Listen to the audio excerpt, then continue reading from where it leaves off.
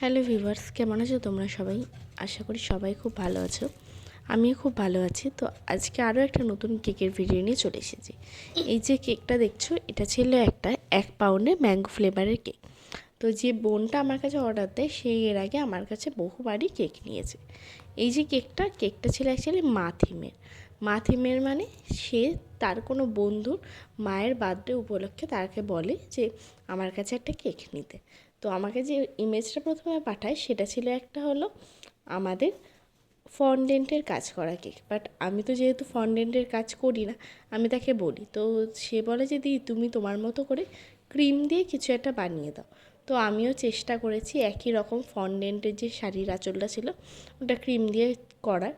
আর নতুন জিনিস চেষ্টা করতে তো তোমরা সবাই জানো আমার খুব ভালো লাগে। তো আলটিমেটলি কেকটা করেও আমার খুব ভালো লেগেছে। তোমরাও জানিও তোমাদের কেমন লাগলো।